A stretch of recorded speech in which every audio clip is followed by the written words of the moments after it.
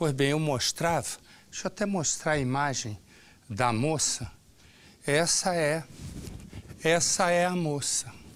A moça e os 2 filhos dela. Ela, Renata, 34 anos. Ela tem esses 2 filhos, os 2 filhos estavam em casa, Gabriel e Rafael. Os 2 são gêmeos, não é? E eles estavam começando a carreira de jogador de futebol. Jogaram nas divisões de base lá da cidade deles, iam passar para profissional. E ao passar para profissional, o que aconteceu? Eles foram, né? Estavam ainda tudo certinho, corta para mim. E aí o que acontece? Ela conhece um sujeito chamado Neilson. Neilson, ela não sabe, mas ele é metido com tudo que não presta. Resumo, ela vai, se encanta, não sei o quê, mas ele também muda o comportamento, é um rolo a vida dele. Ela, uma moça bonita, olha que moça linda. Ela vai e diz, quer saber? Eu tenho 34 anos de idade, tive filho com 16, eu engravidei, eu não posso ficar com um traste desse. E aí, o que ocorre? Ocorre o seguinte, ele esperou a madrugada, os gêmeos eram criados pela bisavó. Ele entrou, o Neilson lá, matou a avó, a bisavó dos meninos, 80 anos, matou os 2 e a deixou viva. Ele fugiu para um matagal, diz ele que tentou se matar. Deu um tiro aqui e pegou de raspão. Quem tenta se matar não dá um tiro aqui. O que ocorre? Ocorre o seguinte, aí o policial perguntou para ele, mas por que você a deixou viva? Você está matando todo mundo? Disse assim, olha o grau de crueldade, para ela sofrer até o último dia da vida. Vê se é possível. Aí a população, quando soube disso, põe a imagem, por favor. Você vai vendo ó, essa ambulância levando o assassino para o hospital. Repara, essa ambulância, a PM foi com spray de pimenta, bomba de efeito moral, para segurar a população que tentou invadir o hospital. Aí, o que aconteceu? Quando a população viu, aí os policiais foram lá para transferi-lo, do hospital. Aí é que chegou mais gente ainda e a polícia usou força para segurar a PM aí. A PM de Minas Gerais chegou e usou spray pimenta, bomba de gás lacrimogênio, enfim, partiu para segurar a população. Se eu fosse PM, eu encostava no poste e tirava um cochilo e deixava a vida seguir, né? Porque um cara que faz isso, eu não estou dizendo que tenha que as pessoas baterem, mas eu também não acho que seja justo a população apanhar, né? Que fizesse um cordão de isolamento, agora, sair jogando spray pimenta, jogando bomba em cima das pessoas, qual é a razão disso? Eram poucos PMs para conter a cidade revoltada. Põe no cidade. Uma família destruída pelos ciúmes e crueldade deste homem. Neilson Fernando Fabiano, 38 anos e uma vida construída no mundo do crime. Do outro lado da história, uma mulher, Renata Fernanda Costa Romão, de 34 anos, ex-namorada de Neilson. Um caso de amor e ódio que terminou em tragédia. O crime aconteceu em Alpinópolis, cidade com pouco mais de 20 mil habitantes. Os irmãos gêmeos Gabriel Amaral da Costa Romão e Rafael Amaral da Costa Romão, de 17 anos, e filhos de Renata, foram mortos a tiros dentro de casa. Além deles, Luzia Maria dos Santos, de 80 anos, a avó de Renata e bisavó dos rapazes, também foi assassinada. O suspeito de tudo isso é Neyson. Renata e Neyson se conheceram há 10 anos, mas a maioria desse tempo o rapaz passou na cadeia por crimes como roubo e tráfico de drogas. Depois que foi solto, Neyson prometeu mudar de vida, mas essa mudança proposta por ele durou muito pouco. O comportamento agressivo do rapaz passou a incomodar não só a mulher, mas toda a família dela. E isso tinha um motivo: ciúmes. Estava com ciúme dos meninos dela. Falava que sim, que ela tinha que ficar mais lá, porque ela morava com ele, só que todo dia ela vinha aqui ajudar a minha mãe, por conta que a minha avó é idosa e morava aqui junto, então ela tinha que vir ajudar. Aí ele não aceitava isso. E foi por conta desses ciúmes que em dezembro do ano passado, Renata resolveu deixar a casa onde morava com Neyson há pouco mais de 6 meses e voltar para a casa dos pais. A atitude da mulher revoltou o rapaz. Ele desconfia que ela largou dele porque ela tinha outro. Só que isso é mentira, ela não tinha ninguém. A partir daí, a mulher deixou de ter paz. Ele fazia ameaça, depois ligava para ela e falava que era mentira. Até que chegou o dia que ele resolveu cumprir o que havia falado. Mas a história teve um desfecho bem diferente do que Neyson havia prometido. Foi nesta casa que tudo aconteceu. Em uma noite que parecia tranquila, ninguém imaginava que uma tragédia pudesse acontecer. Nos últimos dias, ninguém aqui tinha sido ameaçado. Os irmãos até ficaram até um pouco mais tarde na rua, conversando com vizinhos. Perto das 2h30 da manhã, eles entraram para dormir. Pouco tempo depois, o Neyson chegou. Ele estacionou o carro um pouco mais ali em cima na rua e veio direto para casa. Esse portão aqui estava trancado, ele veio no outro, que também estava trancado, tentou entrar. Como não conseguiu, ele pulou o muro. Esse pequeno muro com o portão, correu nesse corredor e foi até os fundos da casa. E foi aqui, pelos fundos, que ele conseguiu entrar na casa. A porta da cozinha, que também estava trancada, dá uma olhada como ficou. Toda amassada, é uma porta de lata. Isso aqui são as marcas dos chutes que ele deu para arrombar a porta. Depois que entrou aqui na casa, a primeira vítima do Neyson foi a bisavó dos jovens. A idosa, que sofria de mal de Alzheimer, tinha acordado durante a madrugada para ir ao banheiro. E quando estava bem aqui, ela levou um tiro. O rapaz continuou, entrou aqui no quarto, onde os 2 garotos dormiam. E aqui ele disparou a arma 4 vezes. 3 tiros atingiram o Rafael e 1 atingiu o Gabriel. Eles morreram na hora. A Renata, mãe dos meninos que dormia no quarto ao lado, ela acordou desesperada, começou a gritar, a pedir para que ele parasse com aquilo, mas não adiantou. Ela chegou até a pular na frente dele e pedir para que ele matasse ela e não os familiares. Neyson fugiu logo depois do crime. Como é que ele estava na hora? Como é que vocês viram ele, a expressão dele, o semblante dele? Tá bem agitado. Camiseta preta, calça azul, de chinelo. Deixou cair umas balas ali. Deixou, tinha 2 balas ainda intactas, uma do lado de fora do portão e a outra do lado de dentro. Deixou cair na correria. Deixou cair na correria. A arma também caiu, né? Gabriel e Rafael eram filhos do primeiro casamento de Renata. Os 2 cresceram na casa dos avós. Eram pessoas muito queridas na cidade e tinham o sonho de serem jogadores de futebol. Os 2, inclusive, faziam parte da equipe de futsal de Alpinópolis. Nesta foto, postada em uma rede social, Gabriel diz que a meta dele é ser feliz. Uma população revoltada. Amigos e familiares das vítimas queriam fazer justiça com as próprias mãos. Nesse momento, os policiais militares precisaram montar uma barreira de proteção aqui na entrada de emergência do hospital.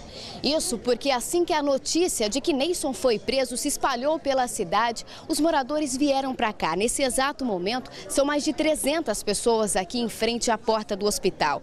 Aqui tem amigos e familiares das vítimas, todos revoltados com o criminoso. Se a população pegar ela, chega até lincha ele. A vontade da população, acho que todo mundo é essa. Uma verdadeira operação precisou ser montada para a transferência de Neyson Fernando Fabiano, de 38 anos. Mesmo com o pedido da polícia, a população não saiu de frente do hospital. Uma tentativa de evitar um tumulto ainda maior, a ambulância que levava Neisson saiu pelos fundos do hospital. A PM precisou usar bomba de efeito moral e spray de pimenta para conter a revolta dos moradores.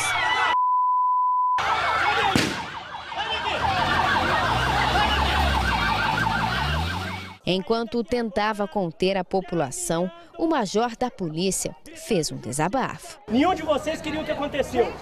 Também não queria que acontecesse isso. Mas também não pode desacatar, jogar coisa em cima dos policiais, em cima de quem está trabalhando, de quem está aqui desde a madrugada para prender ele. Nós não temos culpa, não. Nós estamos aqui e prendemos ele. Eu estou sem almoço, sem café da manhã, para fazer isso e agora vem aqui para ser desacatado, para ser xingado, chamar de vagabundo. Entendeu? Nós estamos aqui do mesmo lado, gente. Nós estamos do mesmo lado. Eu não mereço ser chamado de vagabundo. Nenhum militar que está comigo aqui merece ser chamado de vagabundo. Nós estamos aqui trabalhando. Agora, se essa pessoa vem aqui, lixa ele, a responsabilidade é minha e é de todo mundo aqui. Neisson foi encontrado pelos policiais no meio deste matagal. O lugar fica bem perto do Jardim Betânia, onde horas antes ele matou a avó e os 2 filhos da ex-mulher Renata. Neisson contou para os policiais que logo após cometer o crime, ele seguiu a pé até este lugar. Quando ele estava lá embaixo, perto daquelas árvores, ele teria atirado contra o próprio peito. A intenção dele era tirar a própria vida. Como não conseguiu, ele começou a gritar, pedindo por socorro. Mas os gritos de Neisson não foram ouvidos. Ele disse então que precisou rastejar e que fez isso por aproximadamente 100 metros, até chegar bem perto de uma cerca que fica próxima a um bairro aqui da cidade. Foi só nesse momento que os gritos de socorro de Neisson foram ouvidos e a polícia foi chamada. Dentro da ambulância, Neisson estava consciente. Mas que hora que você deu o tiro no seu peito? Na hora que estava quente, eu consegui andar, depois que esfriou, ficou xixi. Mas que hora que foi o tiro que você deu no peito? Umas 3. Da manhã? Então você tá a madrugada até agora com esse tiro aí? Neisson foi preso no final da tarde. A arma que foi usada no crime também foi encontrada no matagal.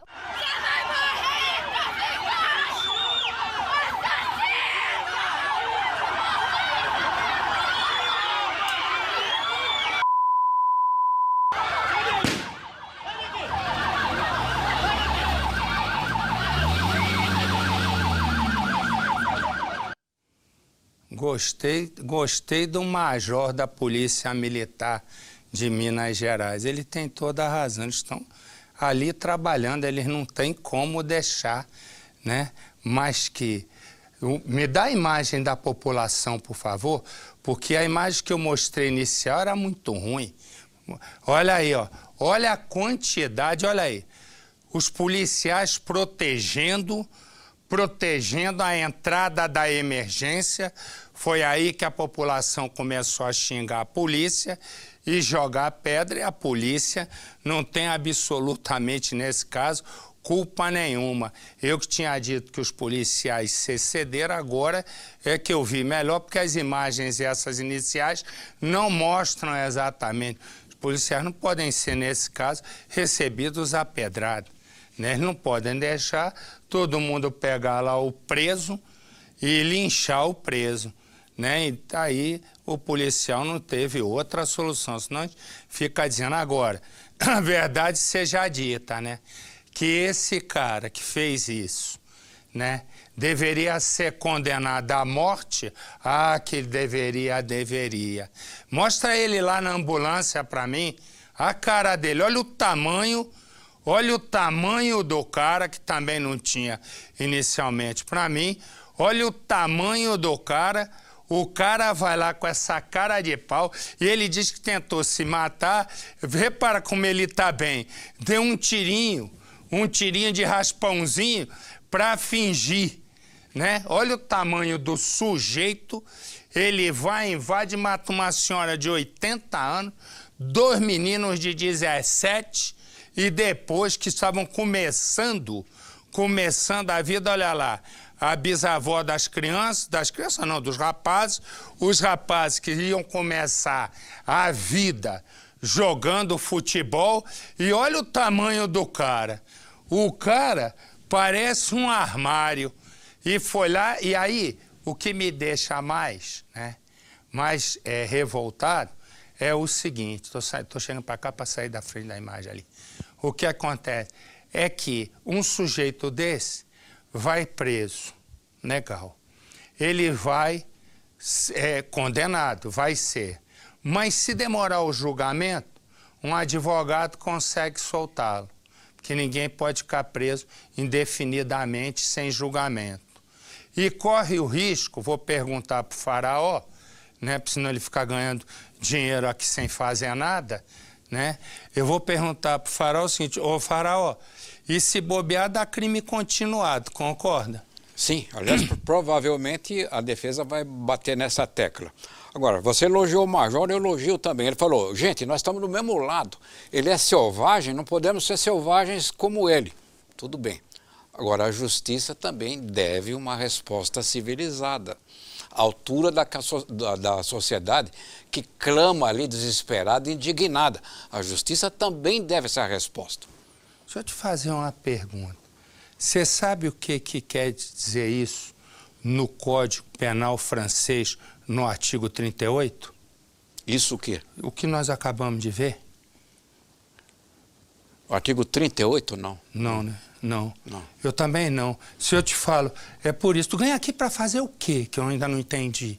Porque você deve ganhar para fazer alguma coisa. Eu falo em crime continuado, para você explicar, aí você vai embora. Você ganha para quê aqui? Para ficar sentado aí? Para dar o rumo para o rumo, tu dá o rumo, eu bato com a cabeça na parede. Explica o que é crime continuado, que foi para isso que eu te chamei. Aí você fala o que eu falei, você repete tudo que eu disse. É para falar coisa que eu não falei. Eu vou ser original agora. O crime não, original é negócio de samba, original é do samba. Não que só seja Faraó mesmo, Moto. É uma tese que a defesa sempre tenta usar para dizer que o crime foi praticado na sequência do outro, então ele responde pelo primeiro e com um acréscimo sobre o segundo. Na verdade, é uma maneira de diminuir a pena. Em vez de 2 homicídios, responde por um com mais acréscimo. Acréscimo, porque o sujeito tá na motivação é a mesma e ele fez tudo na mesma hora. Em resumo, é isso. E eu vou direto com o nosso Aguiar Júnior, porque a essa altura a polícia esconde... A polícia não, né? A polícia levou o sujeito para um outro hospital e se tudo correr bem, né? Tá vivo o sujeito? Hein, Aguiar? Boa noite. Tá vivo sim. Boa tarde para você, Marcelo. Tá vivo sim e muito bem, viu? Ele continua internado na Santa Casa de Passos, já inclusive foi ouvido pela Polícia Civil, assumiu a autoria dos homicídios e disse que foi por ciúmes e assim que ele for liberado, que ele receber alta, ele será encaminhado para o presídio de Passos. Ou seja, ele está muito bem de saúde, apesar do tirinho, como você disse aí, que ele deu nele mesmo, né? E deixa eu te fazer uma pergunta. A prisão dele é temporária ou foi decretada uma prisão preventiva, que é aquela que leva até o julgamento? A princípio, o delegado pediu a prisão preventiva. Bom. Agora, esperar para a justiça aceitar esse pedido do delegado, né? Obrigado. Esse é o nosso Aguiar Júnior, companheiro que está sempre junto comigo e sempre perfeito em cada assunto. Perfeito nada. Você falou, não disse nada. Tô crente que ele ia dizer o cara tá entre a vida e a morte. Vai me dizer que o cara tá vivo. Você ficou decepcionado? Você ficou decepcionado? Você só me atrapalha. Eu vou te com agora 12. É você e esse Aguiar Júnior. Uma outra cadeira pra ele aí, pra vocês dois ficarem juntos. Tem espaço aqui, ó. Na coisa. Expressiva, Faraó. Mas vamos lá, bota aqui. Lucas, imagina o garoto, quando ele nasceu, primeiro ele queria ser passarinho, depois como ele descobriu que ele não conseguia voar, e aí, ó, mostra ele. Ele descobriu que não conseguia voar, o que ele fez? Disse, eu acho que eu vou ser piloto de avião, que é melhor. Se eu me jogar daqui de cima, eu me machuco. E aí ele conhece Mariazinha. Ele tem 17, Mariazinha tem 15. E diz ele que está apaixonado. Os dois começam a namorar.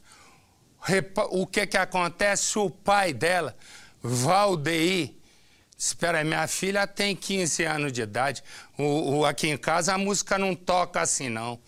E o pai foi lá e disse para ele, ô Santos Dumont, deixa eu te dizer uma coisa.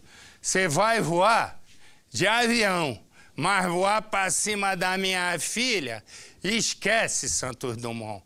Ele achou que o pai estava brincando, que ele ia continuar aterrissando o avião dele na menina. E o pai olhando.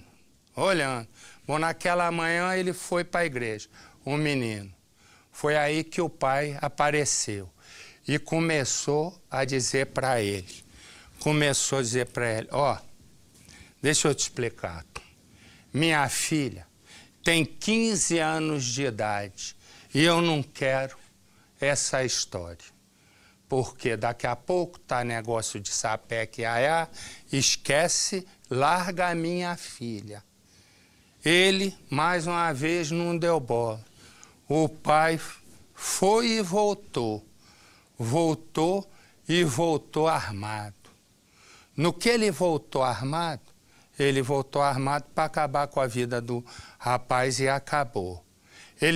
O pai esperou passar 4 dias e se entregou. Isso está se tornando uma rotina. E qual é a rotina? O sujeito vai e mata, some por uns dias, depois se apresenta. Ele tem 2 vantagens. A primeira vantagem é que normalmente não fica preso, 90% dos casos. Por quê? Passou um prazo do flagrante, porque o flagrante tem que ter uma continuidade até prender. Cessa, resumo, volta depois, ele se apresenta, passou o prazo. Essa é a primeira vantagem. Segunda, na hora que ele for a júri, primeira coisa que o advogado diz é, sabe por que ele está sentado aqui? Porque ele se apresentou. Ele não fugiu e esperou ser preso. No primeiro momento ele fugiu de medo. Acabou. É sempre assim ou não é? Sempre. Essa cascata aí. É sempre. Então, não precisa falar mais não, tá bom. Resumo, o que acontece? Ele aí, o sujeito mata e ainda leva 2 vantagens. Apresenta depois, sai pela porta da frente e o advogado no tribunal vende que ele se apresentou por livre e espontânea vontade. Põe no Cidade. Lucas Marques Silva tinha 17 anos e morava com os pais. Na casa dele, o clima é de muita tristeza. Olhando as fotografias, a mãe não consegue segurar o choro. Para ela, nada justifica o assassinato do adolescente. Não tem explicação. O que ele fez com meu filho não tem explicação, porque meu filho era um menino bom. Muito emocionado, o pai conta que o filho tinha o sonho de ser piloto de avião. Lucas já estava até estudando para uma prova no meio do ano. Se fosse aprovado, já começaria a frequentar aulas teóricas. O primeiro passo para quem quer seguir carreira na aviação. O sonho dele era ser piloto. A gente falava tudo com qualquer profissão. Ele não, eu vou ser piloto. Lucas foi morto com golpes de faca dentro de uma igreja. Segundo testemunhas, o assassino é o pai da namorada dele, Valdeir Narciso Pereira, de 41 anos. O pedreiro era contra o namoro da filha, uma adolescente de 15. O crime aconteceu na presença de várias pessoas e chocou os moradores da cidade pela frieza do assassino. A igreja onde tudo aconteceu é esta aqui, fica no bairro Itamaraty, região norte de Anápolis. Tanto o autor quanto a vítima frequentavam o local. Era domingo de manhã e os fiéis estavam tomando café nos fundos do templo. De acordo com testemunhas, Valteir chegou até Lucas e fez uma ameaça. Disse que os dias do adolescente estavam contados. Depois, deixou o local e voltou armado com uma faca. Aconteceu tudo muito rápido. Lucas foi atingido 4 vezes. Ele chegou a ser levado para o hospital, mas morreu menos de 1 hora depois. Depois de matar Lucas, o pedreiro desapareceu. Durante o velório do adolescente, muita comoção. O pastor da igreja estava lá. Ele contou à nossa equipe que já previa uma tragédia e aconselhou Lucas a não continuar o namoro. Segundo o pastor, Valdeir era um homem nervoso e sentia um ciúme doentio pela filha. Ele tinha proibido o casal de continuar se encontrando e já havia falado que mataria os dois caso continuassem juntos. O pai da menina, ele nunca se comportou como uma pessoa calma. Ele nunca foi calmo. O Lucas, a gente posicionou que a gente não era a favor do namoro dele, porque a gente sabia que poderia acontecer alguma coisa trágica se ele continuasse. Eu aconselhei muito o Lucas para não levar esse relacionamento, até porque é um relacionamento de adolescente. Para escapar do flagrante, o suspeito só se apresentou à polícia 4 dias depois do crime, acompanhado de um advogado. Para o delegado, ele assumiu a culpa de ter matado o Lucas, mas negou que tivesse feito qualquer ameaça antes do fato. Assim que terminou o depoimento, ele foi preso. É que o judiciário já havia expedido um mandado de prisão contra ele. Ele foi trazido, então, aqui para a cadeia de Anápolis. E dependendo da interpretação da justiça, ele pode ficar preso até o fim do julgamento. Ele está preso preventivamente, essa prisão vai ter uma duração indeterminada, enquanto o Poder Judiciário entender que a prisão é conveniente para a instrução penal, ela é necessária, ele vai permanecer preso. Pode ficar preso até o julgamento dele, por exemplo. Ele vai ser indiciado pelo crime de homicídio qualificado, que tem uma pena que varia de 12 a 30 anos. Para a mãe de Lucas, a prisão de Valdeir trouxe um pouco de alívio. Ela espera que ele continue na cadeia e seja condenado, da mesma forma que ele condenou a família do adolescente à saudade e ao sofrimento por toda a vida. Eu quero justiça, porque enquanto por máximo que puder, ele ficar dentro daquela cadeia, para mim é pouco. Porque o que ele ficar dentro daquela cadeia lá, não vai minimizar a minha dor, mas ele estando lá, para mim, pelo menos é um alívio. Pois bem, e reparem, ele tentou o golpe certinho de ir depois para fugir do flagrante. Se ele faz isso com 2 dias, ele foge do flagrante e sai pela porta da frente. Como ele retardou mais uns dias, o que aconteceu? O delegado esperto correu e pediu um mandado de prisão, o que é raro acontecer. E a justiça deu, mas como bem disse o delegado, ele pode ficar preso. Por quê? Porque agora a justiça vai analisar se ele precisa ou não, já que ele se apresentou espontaneamente. É sempre o mesmo golpe. E eu vou conversar, né, com a nossa linda Silvier, né, a futura mamãe Silvier, que já está prestes a se casar. É uma felicidade para todos nós, porque assim ela vai baixar em outra freguesia. Mas diga lá, meu amor, tá tudo bem? Tá maravilhoso, e com você? Boa noite, né? Boa noite, está tudo ótimo. Me conta aí a história do que aconteceu, se o homem continua preso, não continua, que diacho aconteceu? Faz favor. Obrigado.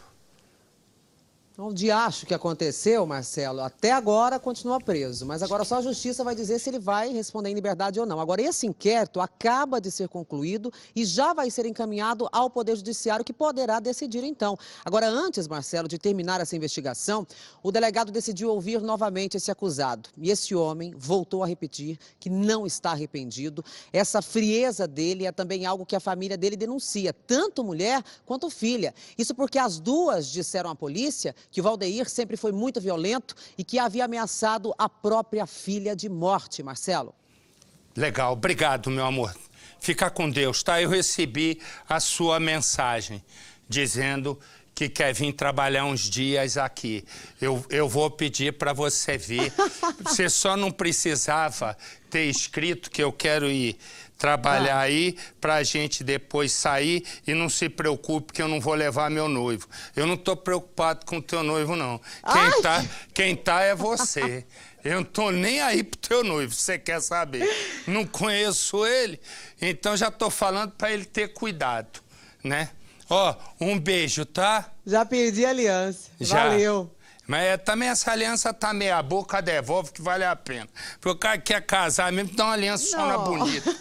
Essa aí tá com a cara de 25 de março. Vai na minha. Mas eu tô torcendo pra você casar. Eu vou te dar um presente bonito no teu casamento. Vou te dar. Deixa. Eu não vou contar hoje. Meu amor, vou contar qual é o presente que eu vou te dar. Eu sou maluco. Tá bom?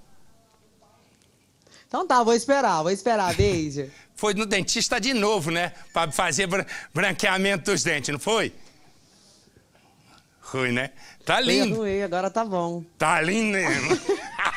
Só tem dente. Tá linda, tá linda. Aqui no Cidade Alerta tem um negócio. Todo mundo tem muito dente. Percival tem 2 dentaduras. Abate tem 700 dentes. Ela tem 650. O único normal sou eu. Ó, beijo que eu tenho que tocar a vida.